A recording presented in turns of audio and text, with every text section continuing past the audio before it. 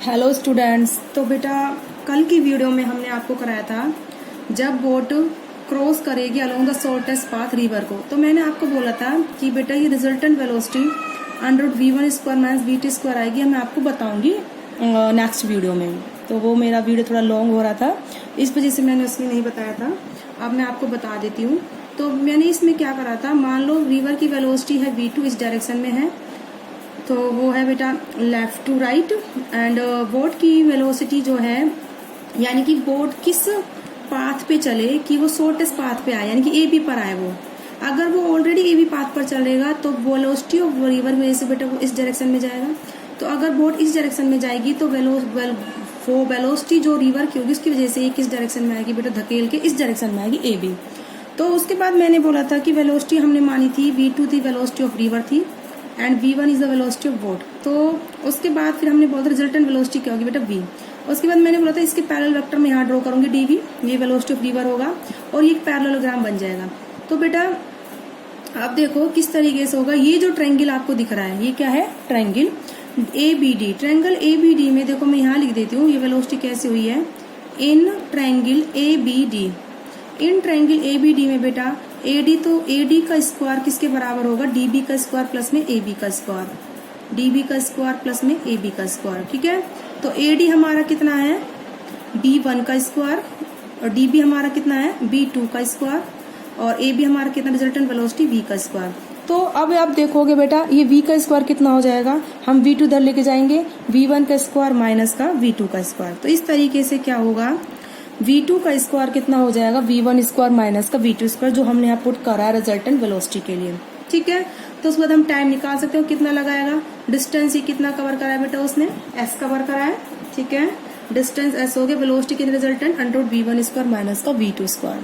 तो इस तरीके से आप निकालोगे। तो आपको ये फॉर्मूला डायरेक्ट भी याद रखना है कि अगर रिवर को बोट को रिवर शॉर्टेस्ट पाथ में क्या करनी है, क्रॉस करनी है, तो टाइम कितना लगेगा s अपॉन में अंडर v1 स्क्वायर माइनस का v2 स्क्वायर। ठीक है बेटा, अब हम चलते हैं फिफ्थ केस पर। था हमारा फिफ्थ केस था when a boat tends to cross river in shortest time. Tends to cross कौन सा केस है, जब बोट रिवर को शॉर्टेस्ट टाइम में क्या करना चाहती है बेटा, क्रॉस करना चाहती है। अब उसका मोटो क्या है, टाइम कम से कम लगना चाहिए। पहले मोटो क्या था, पाथ छोटे से छोटा होना चाहिए, शॉर्टेस्ट पाथ। ठीक है, क्या होना चाहिए, शॉर्टेस्ट पाथ। अब क्या मोटो है बेटा, शॉर्टेस्ट टाइम लगना चाहिए। क्या लगना चाहिए, शॉर्टेस्ट टाइम। ठीक है, तो इसके लिए बेटा आप क्या करोगे, वही सेम फिनोमेना यूज करोगे।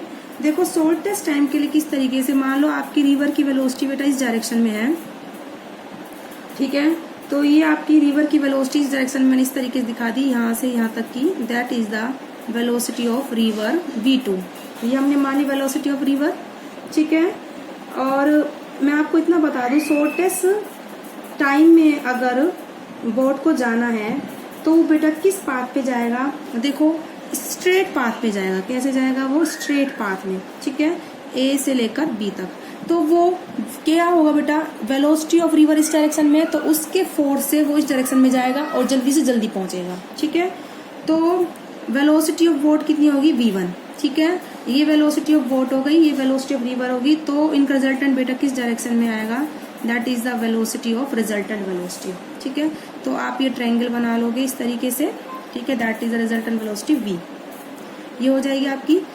और कितना डिस्टेंस कवर करेगा वो इसमें इस दौरान, x। कितना डिस्टेंस कवर करेगा बेटा, वो x। ठीक है, इतना डिस्टेंस रिवर की डायरेक्शन में। अब देखो पहले तो आप यहाँ लिख लीजिए कि v1 is the velocity of boat. किसकी वेलोसिटी है, वेलोसिटी ऑफ बोट। ठीक है, और v2 is the velocity of river. ठीक है, तो अब देखो जो इसकी रिजल्टेंट वेलोसिटी, मान लो वेलोसिटी ऑफ बोट से कितना एंगल बना रही है, थीटा। रिजल्टेंट वेलोसिटी कितना एंगल बना रही है, बोट की वेलोसिटी डायरेक्शन से थीटा एंगल बना रही है। ठीक है, तो रिजल्टेंट वेलोसिटी कैसे होगी बेटा, ये जो आपको ट्रायंगल दिख रहा है, ठीक है, ये इसमें बेस का काम करेगा ये परपेंडिकुलर, देखो ये वेक्टर दोनों क्या होंगे, बराबर होंगे, ये वाला वेक्टर इसके बराबर होगा, तो ये भी कितना हो गया v1। ठीक है, पैरेलल आप ड्रॉ कर सकते हो। तो AD कितना हो जाएगा बेटा, रिजल्टेंट वेलोसिटी AD हो जाएगा AD का square is equal to the, इसको आप C मान लीजिए, AC का स्क्वायर प्लस में CD का स्क्वायर। ठीक है बेटा, AC आपका कितना है V2 का स्क्वायर और CD आपका कितना है V1 का स्क्वायर, और AD आपकी क्या है, रिजल्टेंट वेलोसिटी V स्क्वायर। तो V स्क्वायर हो जाएगा बेटा आपका V1 स्क्वायर प्लस में V2 स्क्वायर, या फिर वेलोसिटी रिजल्टेंट V हो जाएगा under root V1 square plus में V2 स्क्वायर। तो रिजल्टेंट वेलोसिटी V हो जाएगी बेटा आपकी under root V1 square plus में V2 स्क्वायर। ठीक है, हाँ। तो अब देखो टाइम कितना होगा crossing the boat, time of crossing the boat, तो टाइम होता है बेटा डिस्टेंस अपॉन में वेलोसिटी v1। ठीक है, मैं आपको बता दूं, अगर इस डायरेक्शन, अगर मान लो ये हमारा डिस्टेंस s है, ठीक है, और यहाँ पर भी हमारा इस क्वेश्चन बेटा डिस्टेंस s ये था। ठीक है, जो आपने डिस्टेंस अपॉन, जब रिवर हमारी जो बोट है उस डायरेक्शन में जा रही है, कितना डिस्टेंस कवर कर रही है वो s। ठीक है, अब देखो बोट इस डायरेक्शन में जा रही है, ठीक है, तो ये डिस्टेंस s करती कवर। अगर वेलोसिटी मान लो रिवर की नहीं होती, बोट होती, तो वो टाइम कितना लगता है s अपॉन में v1। लेकिन हमारी जो बोट है बेटा वो रिजल्टेंट वेलोसिटी इस डायरेक्शन में जा रही है, किस में जा रही है, रिजल्टेंट वेलोसिटी इस डायरेक्शन में जा रही है v, तो उसका रिजल्टेंट डिस्प्लेसमेंट भी बेटा यही होगा।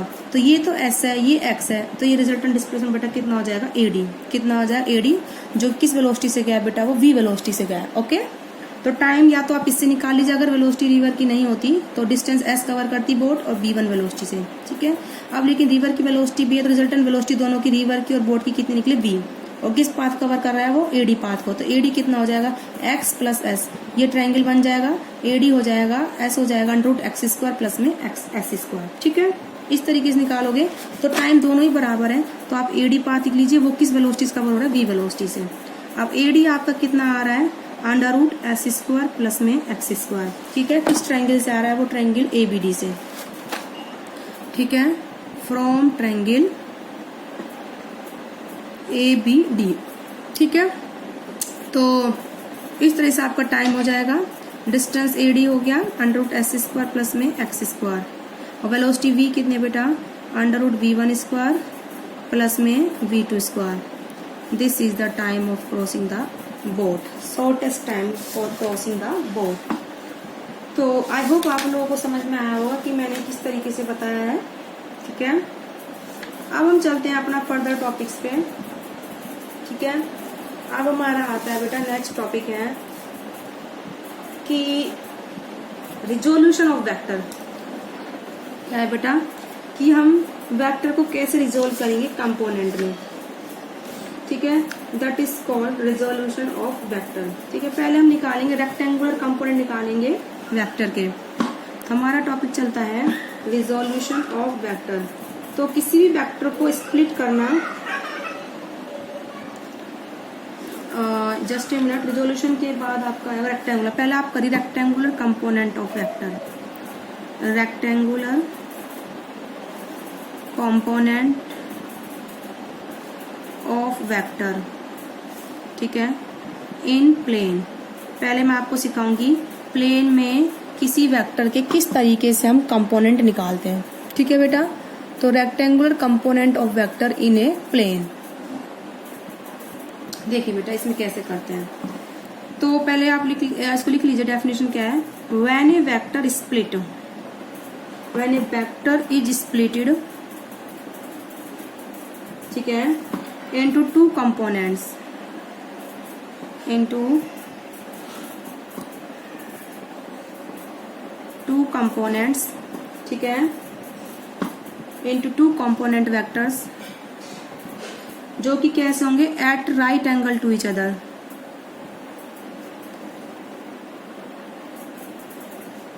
at right angle to each other। ठीक है, हम कैसे कंपोनेंट ब्रेक करेंगे जो कैसे होंगे right angle to each other, तो वो कंपोनेंट क्या कहलाएंगे, rectangular component of the given vector. Then the component vectors called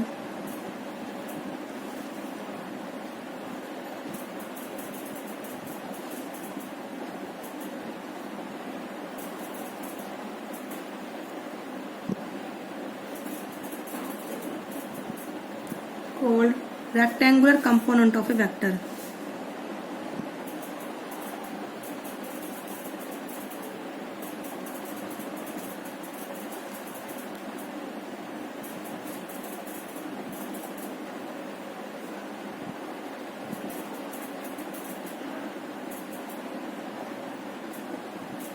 ठीक है, उसको क्या बोलते हैं बेटा हम?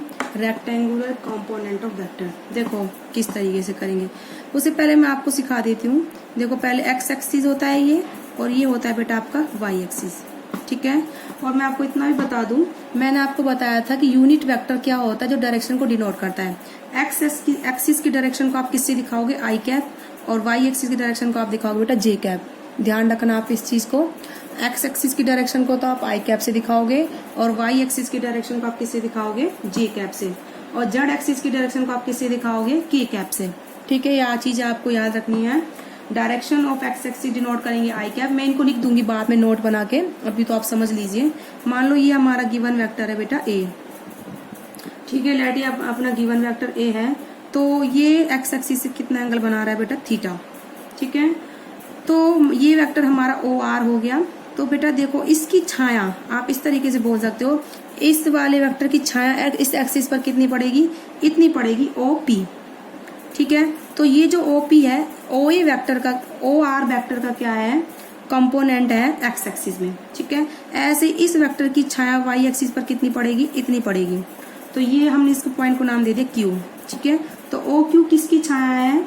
ए वेक्टर की है। किस एक्सिस पर? वाई एक्सिस पर।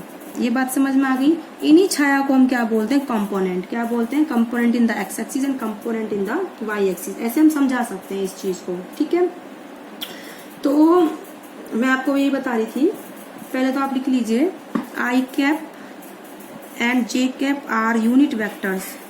क्या है बेटा? ये यूनिट वेक्टर्स हैं along X and Y axis. ठीक है, along X and Y axis हमारे क्या है? यूनिट वेक्टर है। तो अब देखो ये आपका ट्रायंगल लो वेक्टर एडिशन, एक तरीके का ट्रायंगल लो। ठीक है, ओपी प्लस पी आर कितना होगा बेटा? वो ओ ए के बराबर होगा। ठीक है, तो आप लिख भी सकते हो इसको, या फिर इस तरीके से सिंपल भी ऐसे भी लिख सकते हो, इसमें कोई प्रॉब्लम नहीं है। कि मतलब वेक्टर ए किस किस का कंपोनेंट है? किस किस का है? वो ए एक्स का है, प्लस किसका है बेटा? वो ए वाई का है। ठीक है, ये कंपोनेंट हमने कितना माना? ए एक्स, और ये कंपोनेंट हमने कितना माना? A Y. ये इसके बराबर होगा, तो this vector plus this vector is equal to the this vector. ठीक है, आपने इसके पैरेलल ये वेक्टर ड्रॉ कर लिया यहाँ पर। तो ये इसका कंपोनेंट यहाँ पर हो गया बेटा, ये ओ क्यू वेक्टर। इसके पैरेलल मैंने यहाँ ड्रॉ करा, तो triangle law vector addition O P plus में P R is equal to the O R. O P हमारा है ए एक्स है, पी आर हमने ए वाई माना है। तो आप लिख लीजिए चाहे इसको ए एक्स, और ये हमारा कितना है बेटा? ए वाई। इसमें कोई प्रॉब्लम नहीं है। ठीक है, तो A x plus A Y के बराबर टोटल वेक्टर ए होगा। ठीक है, अब देखो वेक्टर ए एक्स हमारा कितना है? वेक्टर ए एक्स हमारा, इसका मैग्नीट्यूड तो ए एक्स है, और डायरेक्शन किस एक्सिस में? वो तो आई कैप में। और ऐसे ही आपका ए वाई वेक्टर क्या है बेटा? ए वाई इंटू में जे कैप। ठीक है, तो आपका रिजल्टेंट वेक्टर क्या बन जाएगा? वेक्टर ए, ये आपको हो जाएगा ए एक्स इंटू में आई कैप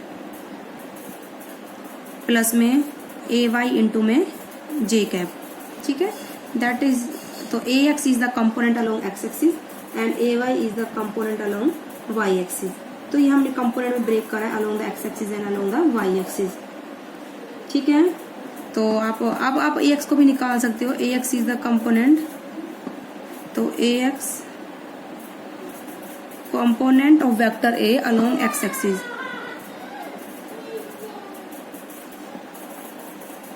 किस एक्सिस के अलोंग है बेटा? ये अलोंग एक्स एक्सिस। और ऐसे ही ए वाई क्या है? Component of vector A along Y axis. ठीक है, तो इस तरीके से आप करोगे इनके कंपोनेंट। अब आपको एक्स की वैल्यू भी निकाल के बता देती हूँ। हमारे पास यहाँ थीटा है, थीटा हमारे पास गिवन है, तो एक्स की वैल्यू कैसे निकलेगी? ठीक है, तो देखो in triangle O R P, ये जो आपका ट्रायंगल है, इसमें बेटा कोस थीटा कितना होगा? Base upon hypotenuse. बेस हमारा ए एक्स, हाइपोटेनिस हमारा बेटा ए है, तो बेस हमारा ए एक्स, हाइपोटेनिस हमारा बेटा ए। तो ए एक्स कितना हो जाएगा बेटा? A cos theta. It implies A X हमारा बेटा कितना है, पूरे वेक्टर ए का कोस कंपोनेंट है। क्लियर है बेटा? इस तरीके से ऐसे ही similarly sine theta perpendicular upon में हाइपोटेनिस, परपेंडिकुलर ए वाई है, हाइपोटेनिस हमारा ओ आर यानी कि पूरा वेक्टर ए है, तो ए वाई अपॉन में ए। ठीक है, तो ये हो जाएगा, it implies A Y is equal to the A sine theta. तो ये आपके कंपोनेंट हो गए, एक्स एक्सिस कंपोनेंट हो गया आपका बेटा ए कोस थीटा और वाई एक्सिस कंपोनेंट बेटा आपका हो गया ए साइन थीटा। इस तरीके से आप वेक्टर को रिजोल्व करोगे। आई होप आप लोगों को समझ में आए होंगे। अब जो नेक्स्ट वीडियो बनेगा बेटा आपको, ये तो हमने 2 डायमेंशनल बताया है, नेक्स्ट वीडियो में हम आपको बताएंगे 3 डायमेंशनल में किसी वेक्टर को किस तरीके से ब्रेक करेंगे। तो आई होप आप लोगों को समझ में आया होगा कि वेलोसिटी की रिवर्स शॉर्टेस्ट टाइम में किस तरीके से क्रॉस करेगी, क्या वेलोसिटी होना चाहिए, √v1² + v2², डिस्टेंस इतना होगा। ठीक है, ये विड्थ ऑफ रिवर है, ये डिस्टेंस का वर्ड जब होगा जब in the direction of river boat travel करेगी। और ये हमने आपको क्या सिखाया है, rectangular components of the vector. Okay बेटा।